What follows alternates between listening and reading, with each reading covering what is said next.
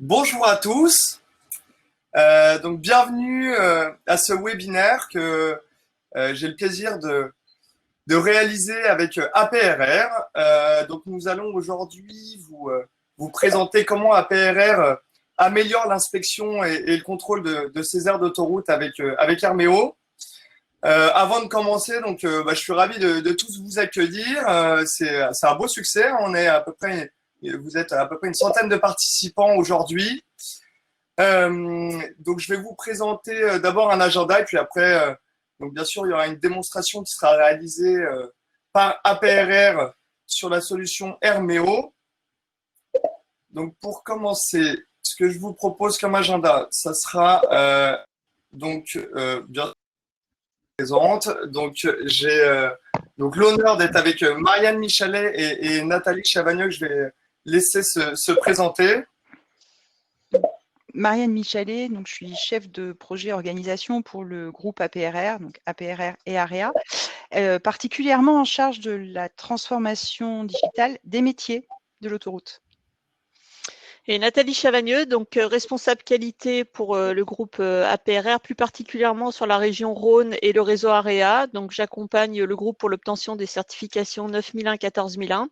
Et je suis pilote donc de l'application Numa Qualité de Service. Et je jette un clin d'œil à Inès Ayashi, qui est ma copilote, et puis Sébastien Iliane, qui est chef de projet avec nous sur le chef de projet informatique.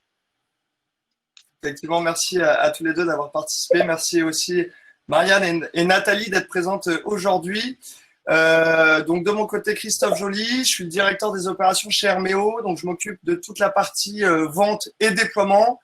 Voilà pour la vente, assurer la vente de beaux projets avec nos clients et surtout le déploiement après de la solution. Je m'assure donc du succès du déploiement.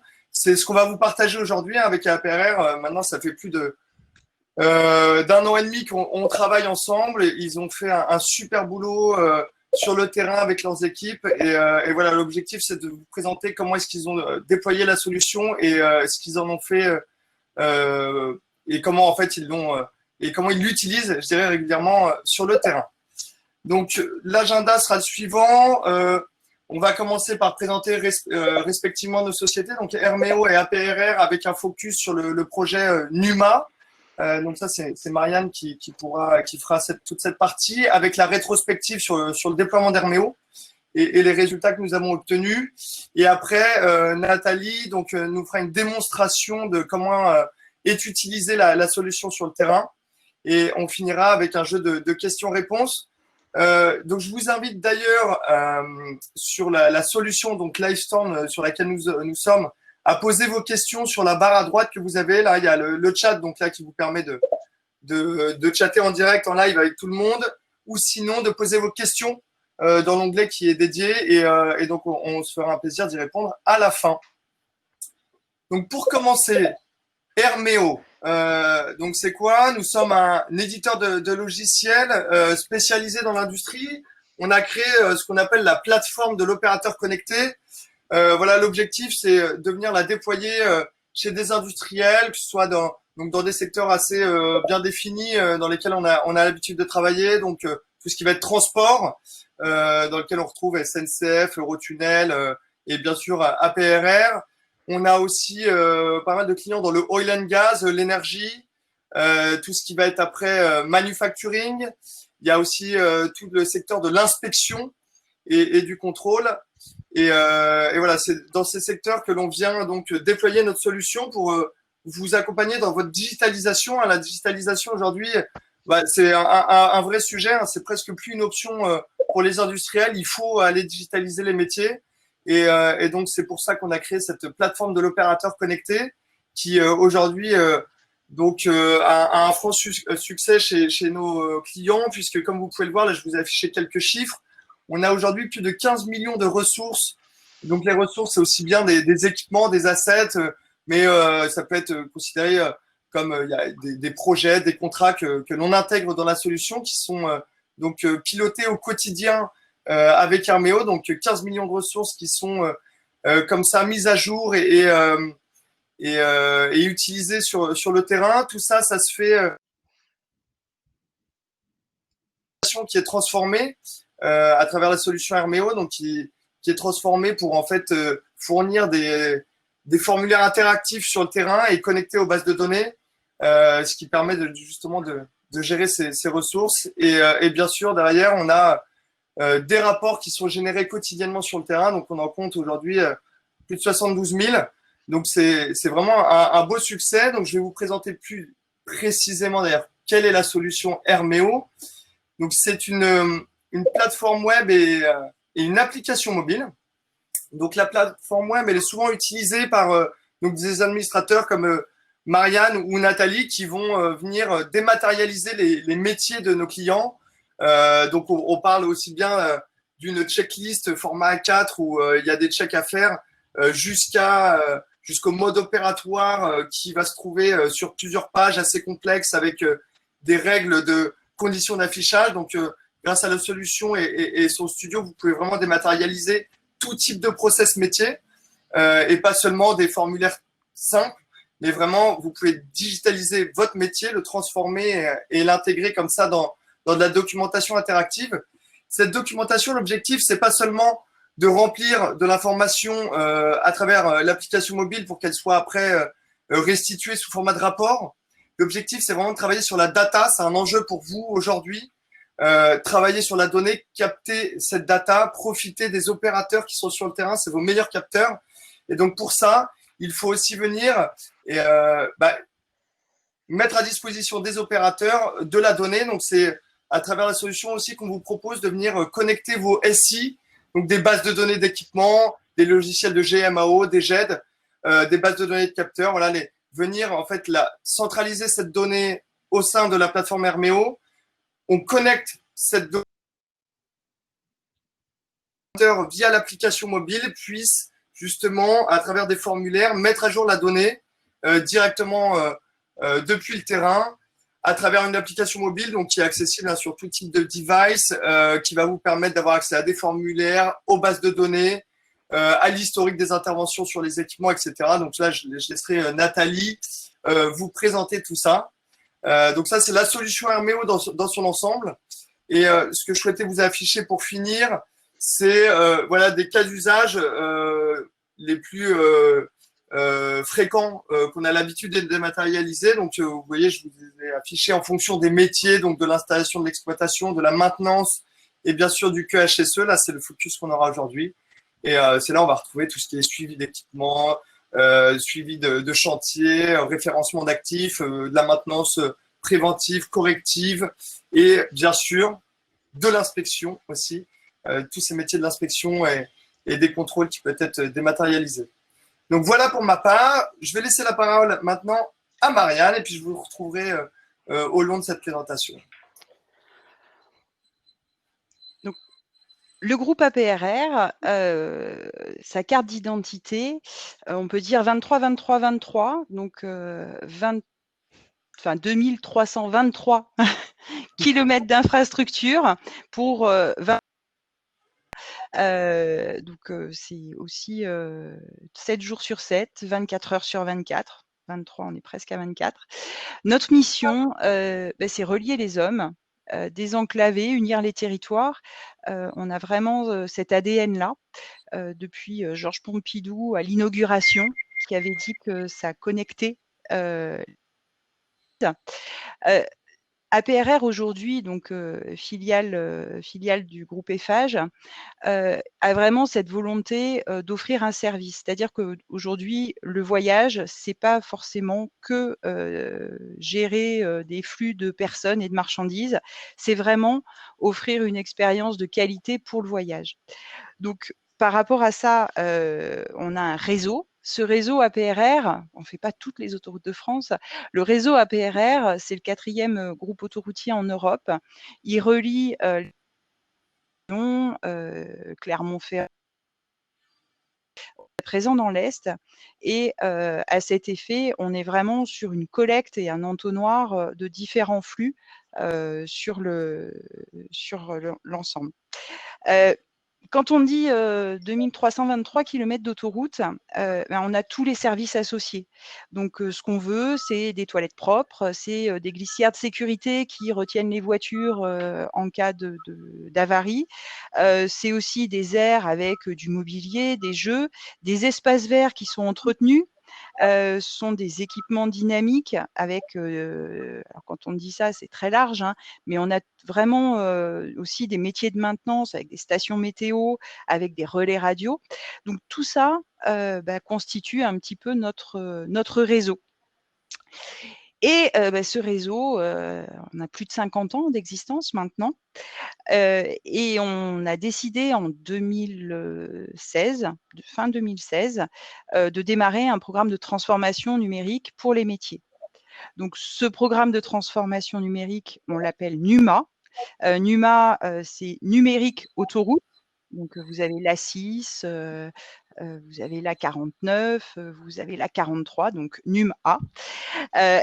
Ce programme, il a vraiment l'ambition de connecter les agents qui sont nomades, qui sont sur l'ensemble de notre réseau, de notre territoire, avec les personnes qui sont en charge du traitement. Donc ce lien, cette connexion, c'est pouvoir transmettre des informations, c'est pouvoir remonter des informations et être vraiment en lien direct, instantané entre tout point du réseau et je dirais, des systèmes centralisés et des gens qui vont traiter, consolider et qui vont pouvoir prendre des décisions. Donc cette transformation numérique, bien sûr, elle a un enjeu d'efficience, quand même ça. Aussi. On a un enjeu peut-être majeur par rapport à d'autres, enfin parmi vous, hein, un enjeu majeur sur la réactivité. Il faut savoir que, si vous tombez en panne ou que vous avez une avarie, sur l'autoroute A6, cet été en partant en vacances, vous aurez quelqu'un, d'APRR qui sera là en 16 minutes, pour venir intervenir, sécuriser la zone. Donc ça, avec le digital, ça permet d'accélérer encore cette réactivité. Donc tout ça, c'est du service, mais globalement, on a aussi cet enjeu, comme je l'ai dit au départ, d'expérience client avec, un programme, un projet, qu'on a mené parmi, les différents, projets, NUMA, qui existent, qu'on peut voir là. On outille, un petit peu tous les métiers. Il y a 150 métiers, hein, dans notre secteur et le projet qualité de service. Donc service au client. La mission sur ce projet en particulier, c'est vérifier périodiquement l'état du patrimoine, des services rendus. Et pour ça, on a un certain nombre de politiques de surveillance qui sont formalisées, qui sont appliquées depuis des années, hein. Enfin, c'est pas une nouveauté avec le digital. Des formulaires d'audit, de visite, de contrôle, d'autocontrôle avec des niveaux et une profondeur, de détail qui est plus ou moins importante. Et au global, on a fait un petit voilà, une petite, un petit audit là aussi là-dessus et on en a trouvé 18 000 formulaires réalisés par an. Donc sur ces formulaires, il y a, des tas de services et ça concerne 30 000 assets. Donc parmi ces 30 000 assets, on a 3 000 bassins de protection des eaux. On a 6 000 kilomètres de clôture, on a 300 aires de repos avec tous les bâtiments, le mobilier, les espaces verts qui vont avec. On a aussi 300 dépanneurs véhicules légers qui interviennent en cas de panne. On a 250 gardes péages, 2000 postes d'appel et pour lesquels aujourd'hui les formulaires c'était du papier, des gens qui allaient sur le terrain, des fois avec un appareil photo, hein, parce que l'illustration, c'est quand même intéressant, surtout avec la photo numérique, qui relevaient. Et puis après, c'était consolidé dans des fichiers Excel. Alors, à chaque strate de l'organisation, le fichier Excel est différent et puis évolue et consolide des données des fois différentes. Et au final, beaucoup de temps passe dans cette consolidation.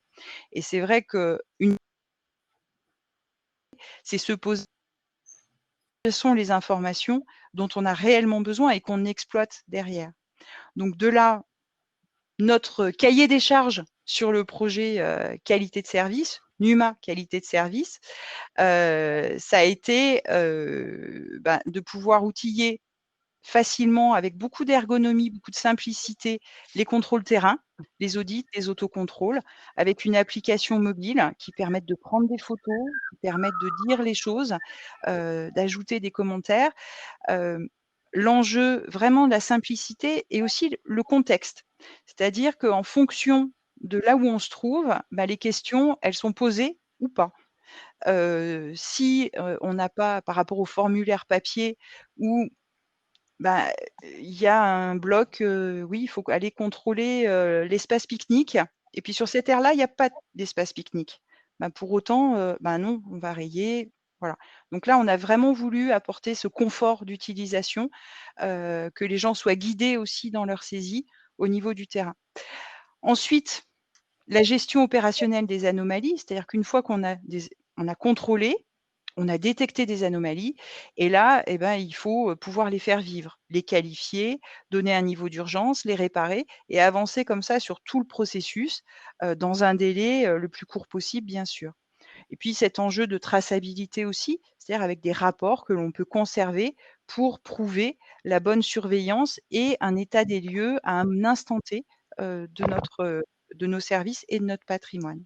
Alors quand on a dit tout ça, c'est super, on a un process opérationnel outillé, mais on a rajouté, quelque chose qui nous semblait essentiel, quand on parle de qualité, c'est des suivis, des indicateurs et du reporting, alors avec des niveaux de consolidation différents, mais des choses qui invitent à l'action. C'est-à-dire, heu, dès lors qu'on voit cet indicateur, tout de suite, on sait là où il faut agir, comment il faut agir et à quel endroit il va falloir, mettre des budgets, lancer une action.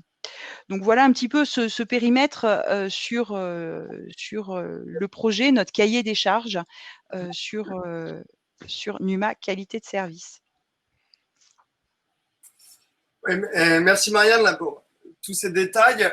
Maintenant, ce que vous voulez vous montrer, ce qu'il est important, c'est pas le tout d'avoir trouvé la solution, de l'avoir bien paramétré, d'avoir intégré et digitalisé le métier dans la solution Herméo, mais il a fallu aussi la mettre sur le terrain, avoir l'adhésion terrain. Et voilà, on souhaitait vous présenter aussi comment est-ce que finalement on va jusqu'au bout de la démarche pour que la solution soit déployée. Alors, sur ce projet, une fois on s'est dit que Herméo pouvait être une des solutions, heu, durant 1 mois à peu près, on a fait de la conception, du paramétrage, on a fait des tests en chambre, des tests terrain, on a adapté, sur une phase assez courte, puisqu'on voulait vraiment être dans cette démarche de test and learn. Heu, on implémente, on vérifie, sachant que de toute façon, il faut coller à la réalité d'un process, réel et que ce process réel aujourd'hui, il évolue très rapidement. Donc il faut cette facilité, de flexibilité, d'adaptation aussi, par rapport à l'outil qu'on met en place. Et puis après, à une phase de déploiement qui a duré à peu près 4 mois, sur les équipes, puis la construction des indicateurs, aussi, par rapport à tout ça. Et puis l'avantage aussi, c'est de pouvoir y aller petit à petit. C'est-à-dire qu'on va mettre un premier cas d'usage et puis petit à petit, on augmente ces cas d'usage, là aussi avec des phases de test, des phases de déploiement, mais qui sont très raccourcies dès lors qu'on s'est fait la conviction que l'outil était suffisamment flexible, suffisamment robuste et répondait aux besoins. Oui, tout à fait. C'est effectivement un avantage que vous souhaitiez mettre en avant et on le verra. Il y a maintenant de nouveaux cas d'usage qui ont été déployés. On souhaitait aussi vous partager un petit peu des retours qu'on a eu des différentes personnes qui ont participé à ce projet, donc aussi bien des utilisateurs terrain que des personnes qui ont une vision plus globale. Alors, les utilisateurs, hein, on a tout type d'utilisateurs et notamment par rapport aussi, à une pyramide des âges, qui est différente. On se dit: «Bah oui, le digital, super, mais moi, chez moi, ça peut pas, les gens sont pas des geeks» et en fait, on s'aperçoit que ça ne change pas grand-chose et que c'est pas enfin voilà, c'est pas une clé d'entrée. On a des responsables d'activité qui sont là depuis longtemps. Et du coup, Emmanuel disait la semaine dernière que bah, c'était nickel. Elle a fait toutes ses visites bassin avec. C'était bien, elle avait bien sûr des pistes d'amélioration, mais du coup, elle m'expliquait que ben là, elle avait fait les ouvrages d'art à l'ancienne et que là, maintenant, papier-crayon, ça suffit, quoi. Et enfin, pour elle, finalement, le retour arrière est compliqué. On a aussi plus jeune, nouvel entrant dans l'entreprise qui dit bah super, mais et la suite? Donc une vraie impatience à ce qu'on développe les cas d'usage et là-dessus, enfin voilà, il faut vraiment qu'on soit aussi dans ces process et dans cette continuité par rapport à ce qu'on fait, ne pas faire tout, avoir vraiment une régularité et une réflexion et ça, c'est Nathalie, Inès qui sont là pour garantir ça et un petit peu, dire aux gens doucement, on y va pas à pas et on stabilise avant de passer à autre chose. Et puis enfin, ben, on a notre directeur général adjoint Guillaume Errand qui dit, «Bravo, on va commencer à admettre qu'un projet qui n'est pas complet, qui n'est pas, finalisé à 100 quand il arrive sur le terrain, ben, s'il donne satisfaction, c'est déjà un projet réussi. Donc ça, c'était un vrai encouragement pour l'équipe et ça fait plaisir, aussi, de d'avoir cette valeur-là qui est poussée, dans un projet. Super, merci. Et c'est vrai, bravo à tout le monde hein, pour le travail qui a été fait. C'est énorme ce que vous avez fait. Et il y a vraiment maintenant une belle solution qui est bien déployée, une belle adhésion sur le terrain. Donc, on y arrive. Hein. Il nous reste une slide et puis après, on ira sur la démonstration. Mais pour finir, voilà, c'est bien beau d'avoir des bons feedbacks, une adhésion terrain, mais il faut aussi à un moment donné qu'il y ait des retours qui soient aussi plus chiffrés pour la société. Et on finira avec Marianne là-dessus, donc sur les retours que vous avez eus d'un point de vue plus indicateur et plus chiffré. On voulait, enfin voilà, ce qui nous importe, c'est que on collecte de la data et donc ça, ben, la data, il n'y a pas de données qui sont perdues et on arrive vraiment après à les exploiter. Alors peut-être pas tout dans l'immédiat, mais demain, après-demain, ça peut vraiment être un vrai gain. Meilleure priorisation des interventions, bien sûr, puisque, on n'a pas besoin d'aller voir sur le terrain, pour qualifier les choses, puisqu'on a ce lien, direct et puis, dès lors qu'on a des plans d'audit et ben, aujourd'hui, on a 100 des équipements, qui sont inspectés et on sait suivre cet avancement. Super, merci. Donc, bon, maintenant qu'on vous a montré globalement comment est-ce que APRR, avec son projet NUMA, en est arrivé à mettre en place la solution Herméo et comment, on va vous montrer comment elle fonctionne. Donc, Nathalie, juste avant de te laisser la main, je souhaitais juste vous présenter avec cette slide, finalement, comment est-ce que vous pouvez utiliser Herméo pour digitaliser l'ensemble d'un métier du début à la fin. Donc voilà, différentes étapes que l'on vous permet de réaliser. Donc en premier lieu, bien sûr, avec Herméo, vous pourrez transformer votre documentation pour la rendre interactive avec des formulaires dynamiques, vous le verrez par la suite.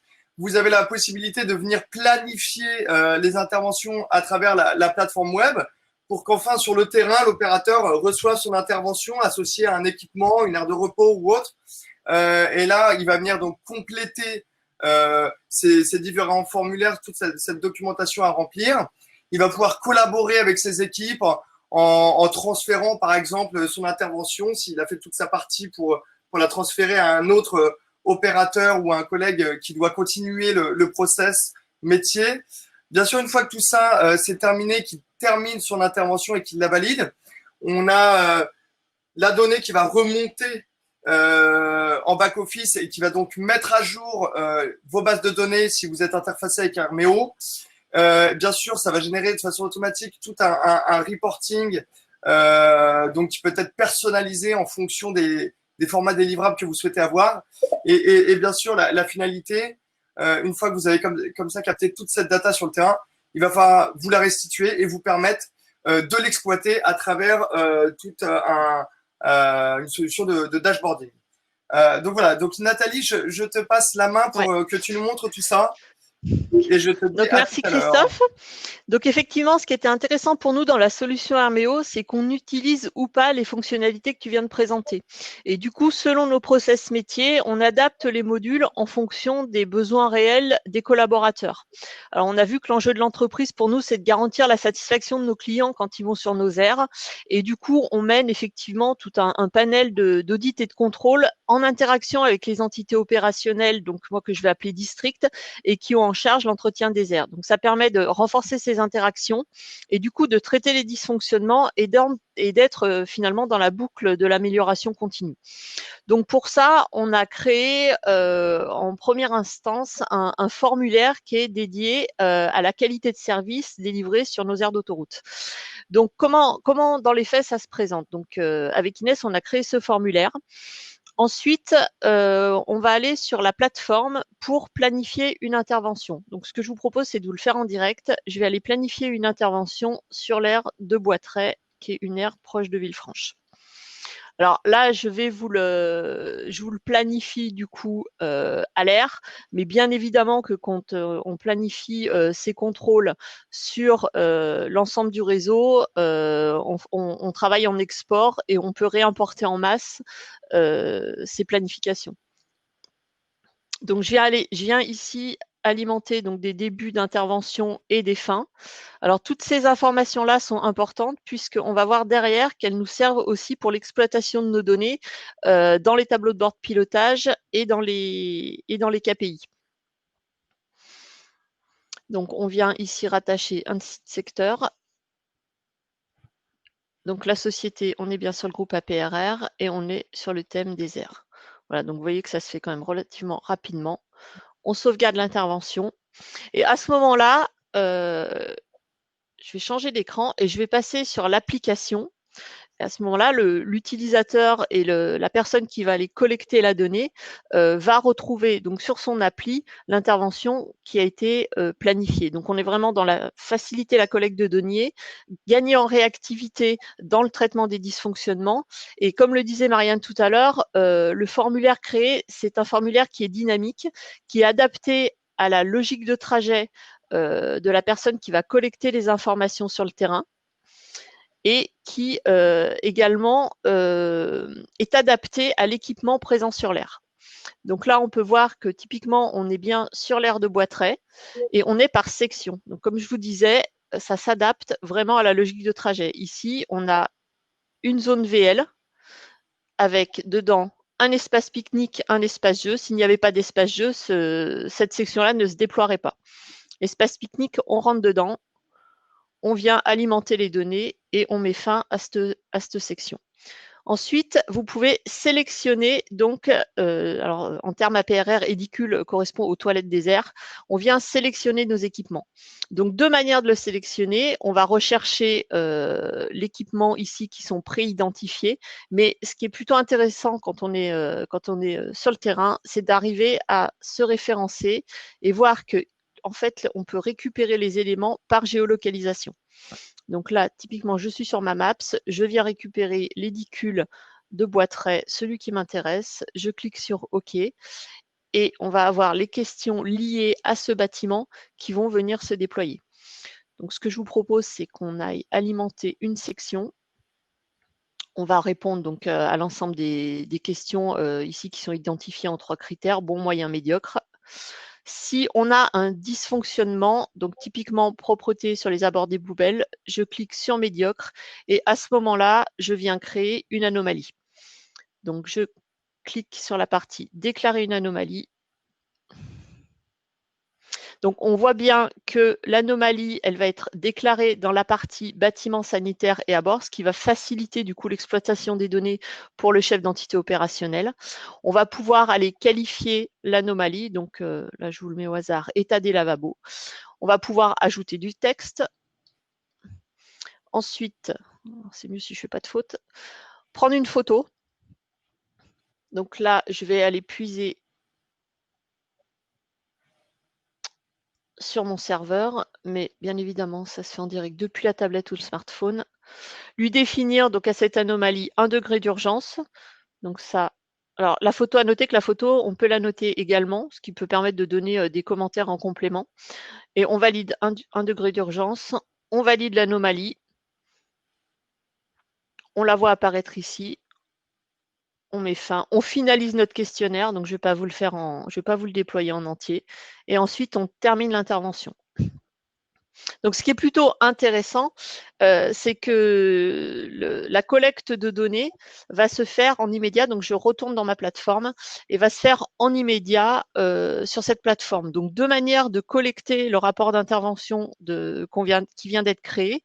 Donc, soit je vais dans ma section rapport et à ce moment-là, je retrouve bien ici mon test R et la vision sur l'ensemble des réponses aux questions qui ont été apportées. Je retrouve mon anomalie. Voilà, donc je vous déplie l'ensemble du formulaire. Et deuxième moyen de collecter ce retour d'information, donc c'est en allant directement dans la base équipement, où là on a créé une famille anomalie qualité de service.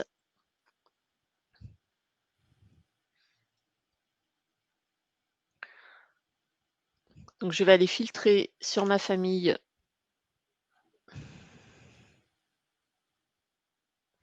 Ça va venir.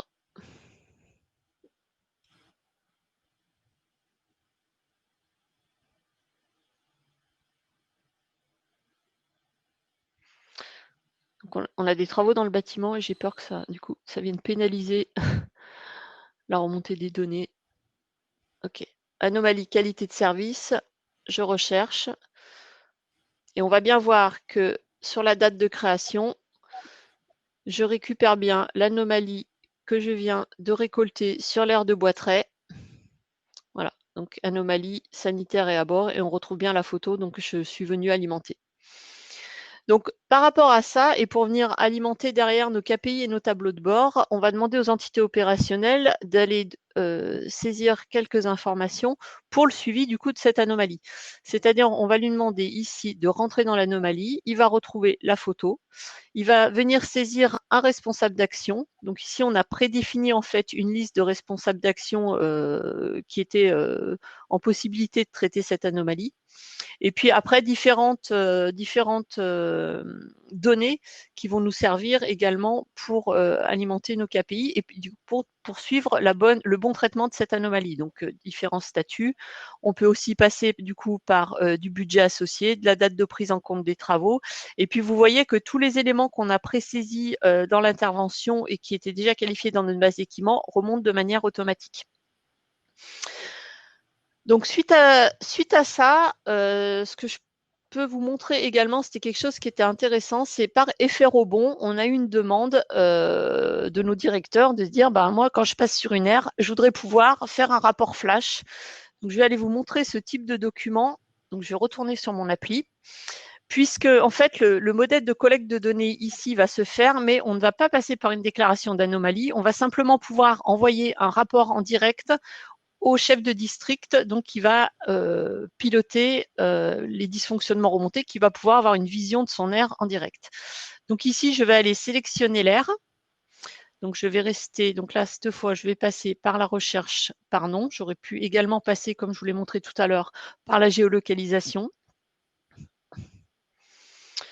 Donc ici, on vient alimenter.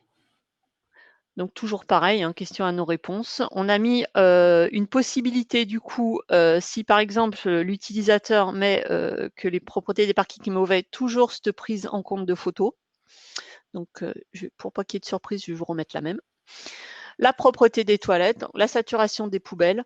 On peut mettre une notation, une appréciation globale de l'air, vision client en notation étoile, mettre un commentaire. Ici, on a pré-rentré sur la plateforme une base contact, ce qui permet aux collaborateurs du coup qui réalisent le contrôle, ne sachant pas forcément l'adresse mail et pour lui éviter de la retaper, d'aller sélectionner en automatique les deux adresses mail pertinentes. On termine et on envoie le rapport. Donc, je vais l'envoyer et vous allez voir que très rapidement, je vais me mettre sur ma boîte mail et normalement devrait venir s'incrémenter le rapport directement dans ma boîte. Donc, dans ce rapport, je vais retrouver le rapport que je vous ai montré tout à l'heure sur la plateforme, c'est-à-dire les réponses aux questions. On va avoir la notation étoile et puis on va également récupérer la photo puisque quelque chose d'imagé, c'est toujours plus parlant pour les personnes qui sont en collecte des dysfonctionnements. Donc voilà, le rapport arrive sur ma boîte mail. Je viens l'ouvrir. Je vais vous basculer sur le bon écran. Voilà.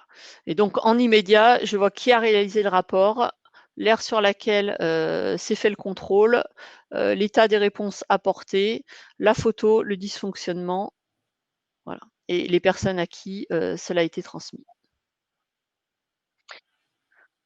Et ça, Nathalie, c'est un formulaire que vous avez mis combien de temps à ça, créer et très mettre sur le terrain? sincèrement, en 1 heure, le formulaire est créé. Hein. C'est très, très, très rapide. Hein. Une fois que la base équipement est construite, après, on peut déployer des formulaires rapidement. Hein. Ça, c'est vraiment simple, Ouais. c'est simple d'utilisation. On se rend compte que souvent, en fait, on perd plus de temps à mettre en place nos process métiers que d'outiller le process métier. Et là, du coup, ça devient hyper simple. Donc, en parallèle à ça, pour suivre donc cette boucle de l'amélioration et comme disait Marianne, garantir la satisfaction client et le traitement de ces anomalies, on a déployé en fait ce module KPI et tableau de bord de pilotage. C'est-à-dire qu'en parallèle, les pilotes d'action vont pouvoir avoir une vision donc qui se répartit aujourd'hui en 5 items. Donc un tableau de bord, des indicateurs, une remontée des anomalies, un plan d'action et si nécessaire, selon les formulaires, on peut y adapter une grille de scoring. Donc, je vais essayer de vous détailler rapidement les 5 grandes parties. Donc, le tableau de bord, c'est une vue en fait qu'on a prédéfinie et qui s'adapte au périmètre du pilote de l'entité. Donc, on peut lui définir un périmètre groupe comme on peut lui définir un périmètre district.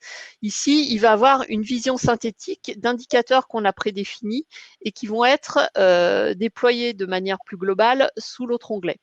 Ce tableau de bord, vous pouvez le voir, est personnalisable, c'est-à-dire que si la personne souhaite, comme je vous l'ai dit, nous on a prédéfini les indicateurs, s'il souhaite venir alimenter d'autres indicateurs sur d'autres périmètres, il a la possibilité du coup d'aller le personnaliser et de faire basculer donc les graphes, soit les ajouter aux favoris et ensuite les faire basculer sur son tableau de bord.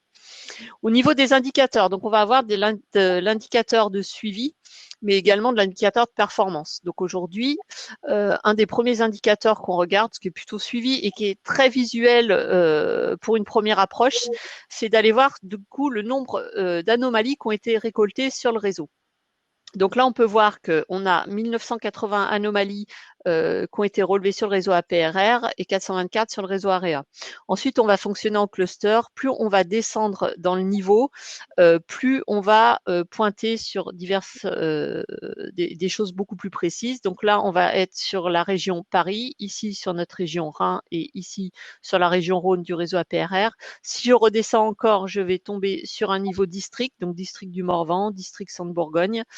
Et si je descends encore, on va pouvoir arriver jusqu'au niveau de l'aire. Donc, site de Mâcon, on est sur un site et je descends encore et je devrais arriver au niveau de mes aires. Alors, la distinction que vous pouvez voir ici, c'est si les clusters apparaissent en rouge, c'est qu'il y a eu définition d'un niveau d'urgence U1. Et si les clusters apparaissent en gris, c'est que voilà, comme celui-ci, par exemple, c'est qu'il n'y avait pas de définition de niveau d'urgence U1, mais on était bien sur l'U2 ou l'U3.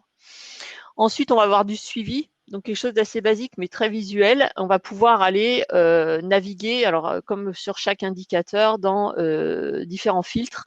Donc là, si je reprends mes anomalies qualité de service, on peut voir que du coup, j'ai pas de périmètre, donc sur l'ensemble du groupe, on a eu 736 anomalies détectées uniquement pour la partie qualité de service. On peut avoir, donc ça fait référence à l'alimentation que je vous disais tout à l'heure dans les anomalies récoltées sous la plateforme Herméo.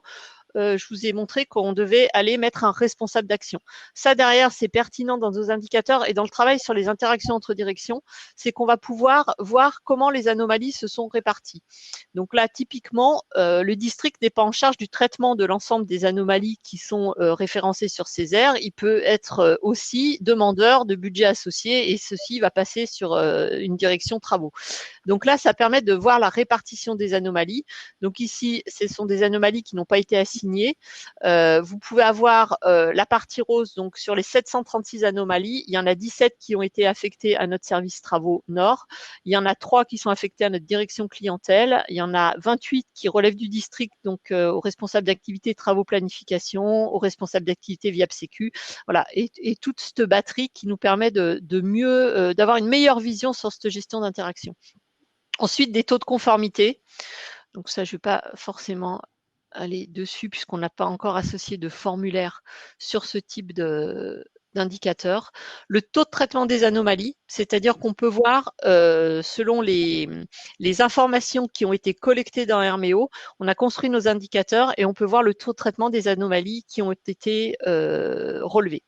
Le délai moyen également sur nos anomalies, une évolution des anomalies par périmètre. Donc ça peut être plutôt intéressant avec une vision annuelle, c'est-à-dire pouvoir les comparer par périmètre et on a aussi l'évolution du nombre d'anomalies par périmètre, c'est-à-dire aller voir sur plusieurs années comment évolue du coup notre traitement, si nos process métiers s'améliorent, toujours dans un but de garantir la satisfaction de nos clients. Ensuite, par rapport à de la planification, donc on a vu tout à l'heure que dans l'alimentation de la planification, on a rentré une date de valeur de début, une date de valeur de fin. Du coup, dès que la date de fin va être dépassée, on va avoir cet indicateur d'alerte qui va nous dire, voilà, aujourd'hui, vous avez 484 interventions planifiées qui sont en retard. Le nombre d'anomalies qui sont en retard dans le traitement, le taux de contrôle. Donc ça, c'est plutôt l'aspect valorisant, c'est-à-dire qu'à ce jour, on a 70% de nos contrôles qui ont été réalisés et donc, il nous en reste encore 1480. Réalisés et encore 1480 à réaliser. Donc l'évolution du nombre d'anomalies, donc ça c'est une autre vue, mais comme je vous disais, on peut naviguer sur des items de temporalité et ça nous permet de comparer en fait entre nos vagues le nombre d'anomalies détectées. Et puis, un comparatif d'évolution d'anomalies par famille. Donc ça, c'est pareil avec une temporalité qui peut être définie entre les années, entre les vagues. Voilà. Donc, ça permet de jongler sur différents items. Associé à ça, comme je vous le disais, pour le formulaire État propreté, on a des indicateurs qui sont suivis par l'État et qui nous demandent donc du coup d'associer une grille de scoring. Donc on a vraiment focalisé sur ce questionnaire pour monter cette partie score. Donc la première chose qu'on a donné aux entités opérationnelles, c'est pouvoir avoir une vue très rapide et globale sur les anomalies et sur leurs aires. Donc là, ici, par exemple, pour le périmètre de Villefranche, on va retrouver l'ensemble des aires du périmètre et ensuite les réponses aux questions qui ont été apportées donc, dans le formulaire Herméo. On les a classifiées par item, donc propreté, état et service. Donc ça permet, donc si dans le formulaire Herméo, le collaborateur terrain a saisi une donnée qualifiée la réponse de bon, on va être en vert. Si l'équipement n'est pas présent, donc c'est pas pertinent, on est en gris. Je suis en train de vous chercher du moyen. Si ça a été qualifié de médiocre, on est en rouge. Et si, bon, bah, là, j'ai pas cet exemple-là sur ces aires. Si la réponse a été moyenne, on aura du orange. Et du coup, d'une manière très visuelle et très rapide, ça permet de faire un comparatif sur l'ensemble de nos aires et de voir où sont finalement nos dysfonctionnements. Ensuite, on va avoir, alors ça peut servir à des directeurs, des pilotes d'entités, des pilotes de processus, mais également aux chefs d'entité district, c'est-à-dire voir le positionnement de nos aires par rapport à nos objectifs qui nous sont fixés par l'État. Là, typiquement, on a un objectif de ne pas avoir une aire qui a une notation en dessous de 10 sur 20 et un objectif d'avoir une moyenne de l'ensemble de nos aires à 12,3. Donc, du coup, ici, on a l'ensemble des aires qui ont été contrôlées, qui vont venir se positionner sur ce graphique, et on va pouvoir tout de suite voir donc une étiquette qui va nous donner l'aire et la notation obtenue. Donc ça veut dire qu'on va forcément prioriser nos actions sur ces aires-là, alors sans dire d'oublier les autres, mais on va se pencher un peu plus là-dessus. On a possibilité du coup d'associer des filtres. Avec, typiquement, on peut aller sélectionner nos aires de repos, nos gares, voilà, et du coup, le graphique vient s'adapter. Ensuite, des résultats par entité. Donc là, on est vraiment sur de la notation, du groupe sur des items état, service et puis propreté, donc sur l'ensemble des vagues. Selon les périmètres présélectionnés, on va pouvoir descendre dans différents niveaux. Donc, si je descends sur le réseau APRR, on va voir que je vais y voir associer les 3 régions. Si je descends ensuite au niveau d'une région, on va voir que je vais voir apparaître les districts, etc., jusqu'à descendre au niveau de mes aires. Voilà, donc ça permet d'une manière très rapide de voir les notations qui sont associées. Ensuite, un classement des aires. Donc là, vous avez ce qu'on appelle nous en interne le top flop des aires. Donc ça vous permet sur une note générale de voir rapidement notre classement. Une carte des scores. Donc la carte des scores, c'est la même vue, si vous voulez, que la carte des anomalies, sauf que du coup, on est sur la partie scoring. Et puis un tableau des scores par vague. Donc c'est les résultats par entité qui approfondissent un peu les notes avec un cumul et une extraction de la note propreté toilette. Ensuite, pour repasser sur le schéma de la boucle de l'amélioration, donc ils ont accès dans cette partie CardiWeb, c'est une extraction de la vue Herméo qui vient s'incrémenter dans l'outil. Donc ici, si je me place sur la famille qualité de service, je vais pouvoir retrouver l'ensemble des anomalies que nous avons vues tout à l'heure dans la base équipement Herméo, avec différentes informations du coup qui ont été filtrées. Donc là, on est bien sur les anomalies qualité de service réalisées dans le cadre d'un audit, la qualification qui a été attribuée tout à l'heure par le collaborateur dans l'appli web Herméo, et on a accès également à la photo et au site qui est porteur de l'action. Ça permet derrière, si on veut aller pointer sur une aire, donc si je viens pointer sur mon aire de Boitray, l'outil va permettre de faire une extraction de l'ensemble des anomalies remontées sur l'aire de Boitray, mais également de pouvoir travailler par qualification. Donc, si je veux récolter toutes mes qualifications liées à de l'état, je viens taper état, et si je veux descendre encore dans mon niveau de filtre, je viens taper par exemple état lavabo, et là je vais retrouver l'ensemble des anomalies liées à cet état.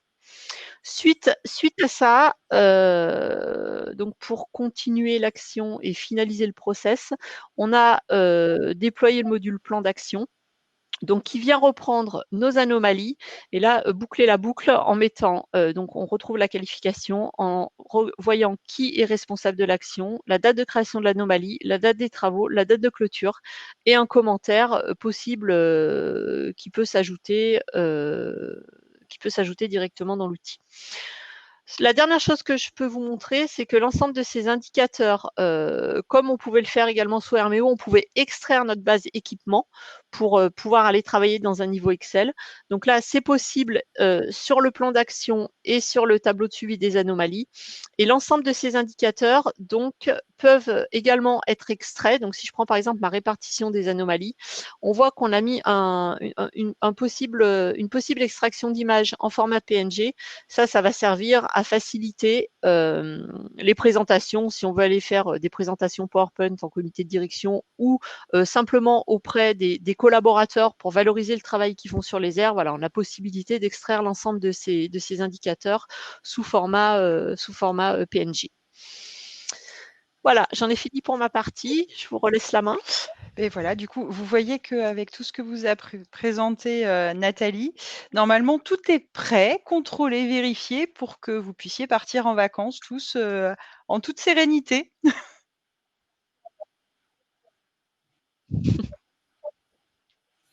Très beau message pour la fin.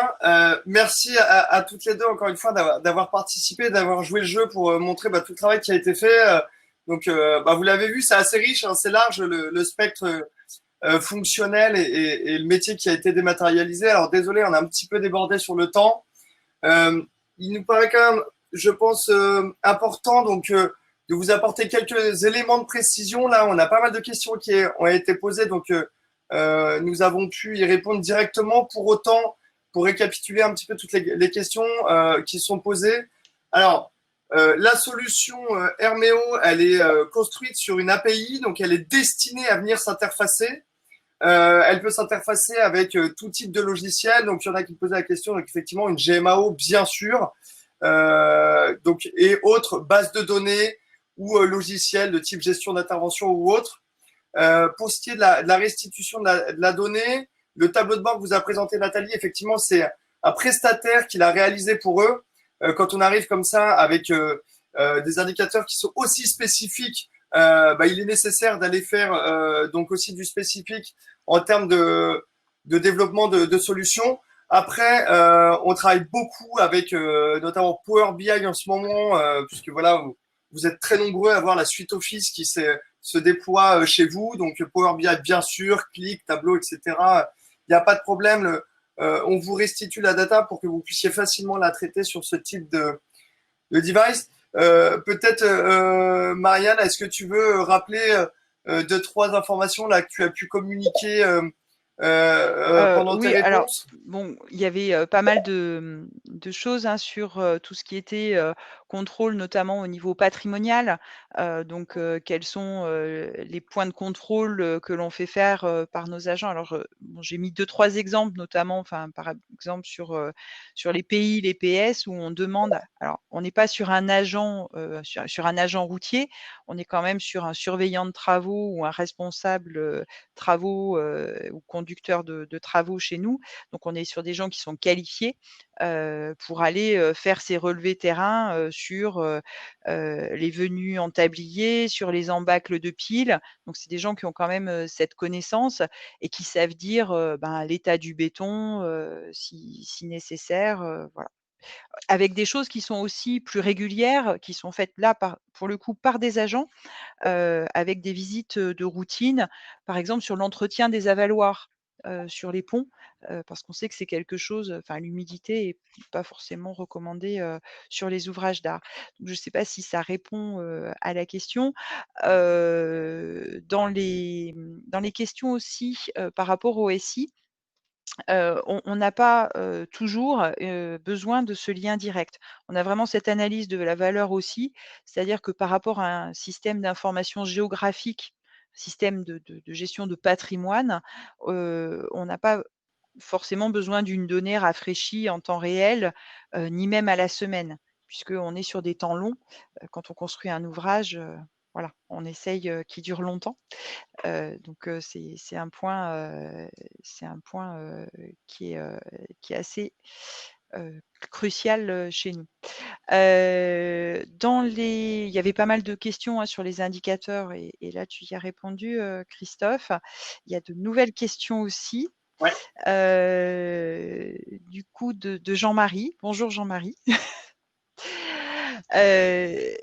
On a du coup une première question sur la fonction de relevé d'éléments non existants dans la base de données. Donc une information inexistante. Donc oui, il y a effectivement cette notion d'inventaire et de qualification des bases de données. Alors de qualification, d'exhaustivité des bases de données qui sont faites en même temps que les contrôles. Du coup, sur l'exemple que donne Jean-Marie sur la hauteur de clôture, quand on va faire l'inspection clôture, sur la première année, on va aussi finir d'ajouter de compléter notre base de données avec des éléments potentiellement manquants. Et son deuxième point, du coup, c'était relevé linéaire, donc la qualité d'un linéaire dispositif de retenue. Donc là, on va tracer le contrôle de point à point. Donc, pour faire un linéaire, on a un point au début, un point à la fin. Donc ça, on va relever ces géolocalisations, ce qui va pouvoir nous donner une idée de est-ce qu'on a bien fait l'exhaustivité. Et par contre, on est aussi dans une logique de création d'anomalies, puisque c'est ce qu'on va devoir aller traiter. Donc, bien sûr, sur la logique linéaire, on sectionne les éléments pour que ça puisse rester quelque chose d'utilisable par les agents. Et avec, si on prend là encore, hein, là, je ne suis pas dispositif de retenue, mais on pourrait.